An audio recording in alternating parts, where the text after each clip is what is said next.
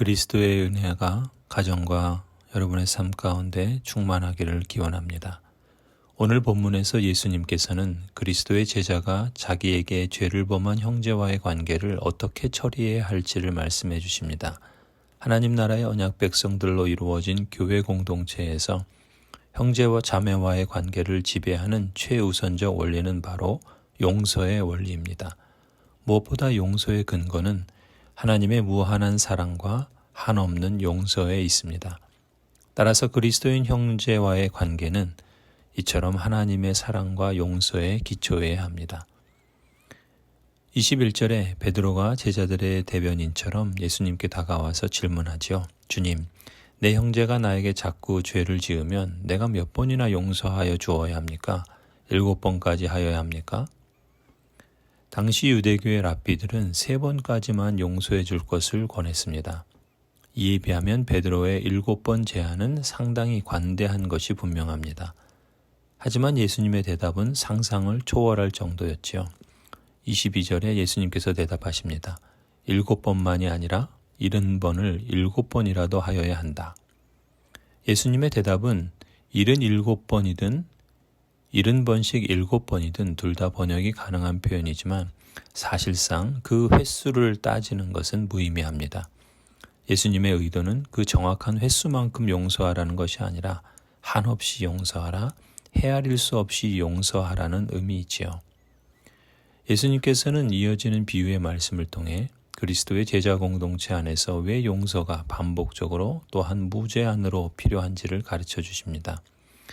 하나님 나라의 언약 백성으로서 교회 공동체 안에서 반복적인 용서, 한없는 용서는 하나님의 무한한 사랑과 하나님의 한없는 용서에 기초한 은혜로운 통치의 당연한 귀결이라고 강조해 주십니다. 23절부터 이어지는 예수님의 비유에서 왕에게 빚진 종이 갚아야 할 액수는 1만 달란트로 상상을 초월하는 금액이지요. 당시 1달란트는 6천 데나리온으로 노동자의 6천일 품삯에 해당합니다. 따라서 1만 달란트는 대략 성인 남자가 16만 년 이상 일해야 하는 어마어마한 금액이죠. 말로 할 수 없는 금액을 빚진 것입니다. 그런데 이처럼 어마어마한 종의 빚을 주인인 왕은 그를 불쌍히 여겨 없애주고 놓아준 것입니다. 하나님께서 베풀어 주신 사랑, 예수 그리스도께서 지불하신 무한한 용서가 바로 그런 것이란 의미죠. 도저히 헤아릴 수 없을 만큼의 무한한 사랑, 도저히 계산할 수도 없을 만큼의 무한한 용서를 선물로 주신 겁니다. 이것이 그리스도인에게 베푸신 하나님의 사랑이요 용서이지요. 세상의 통념과 상식을 초월한 무한한 사랑과 한없는 용서, 이것이 우리에게 베풀어 주신 하나님의 은혜요 우리 그리스도인들이 받은 특별한 선물입니다. 그런데 이처럼 어마어마한 빚을 면제받은 종이 정작 자신에게 100데나리온 빚진 동료의 멱살을 잡고 무자비하게 대한다면 그것이 합당하겠느냐 말씀하시는 것이죠. 100데나리온은 그 종이 탕감받은 1만 달란트에 비하면 60만 분의 1밖에 안 되는 적은 액수입니다. 예수님은 이 종을 악한 종이라고 표현하지요. 동료를 불쌍히 여기지 않고 자신의 유익만을 구하는 사람이 악한 종이요. 자신은 용서를 받으려고 하면서 남은 용서해 주지 않는 사람이 악한 종이라 말씀합니다.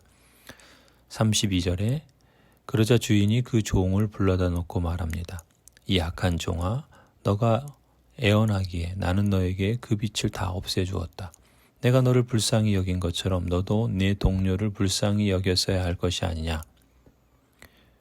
그래서 주인이 노하여 그를 형무소 관리에게 넘겨주고 빚진 것을 다 갚을 때까지 가두어 두게 하였습니다. 예수님은 이 비유의 결론으로 35절에서 이렇게 말씀하시죠. 너희가 각각 진심으로 자기 형제 자매를 용서해 주지 않으면 나의 하늘 아버지께서도 너희에게 그와 같이 하실 것이다. 하나님의 사랑받는 성도 여러분, 여러분은 어떠십니까? 사실 우리 자신에게 돌을 던지고 상처를 준 사람을 용서한다는 것은 결코 쉬운 일이 아니지요. 인간의 죄악된 본성상 용서가 아니라 미움과 분노가 앞서고 보복하고 싶은 마음이 앞서기 마련입니다. 사람과 사람의 관계만 생각하면 내가 받은 상처가 너무 커서 참을 수 없습니다. 그러나 나와 하나님과의 관계로 생각을 넓히면 내가 받은 상처보다 내가 주님께 받은 용서와 사랑이 비교할 수 없을 만큼 큰 것을 깨닫게 됩니다. 인간의 죄악된 본성으로 할 수 없는 용서를 할 수 있으려면 오직 그리스도 안에서 내가 받은 용서와 그 사랑을 똑똑히 기억해야 할 것입니다. 주님, 용서하고 싶지 않을 때, 또다시 용서해야 할 때 주님께 받은 은혜를 기억하게 하여 주옵소서. 제가 당한 일만 생각하지 않고 제가 받은 은혜와 그 사랑을 생각하며 용서할 수 있게 하여 주옵소서. 우리가 우리에게 죄 지은 사람을 용서하여 준 것 같이 우리의 죄를 용서하여 주옵소서. 주님, 예수 그리스도께서 말씀하신 것처럼 용서할 뿐만 아니라 사랑할 수 있는 사람으로 변화시켜 주옵소서.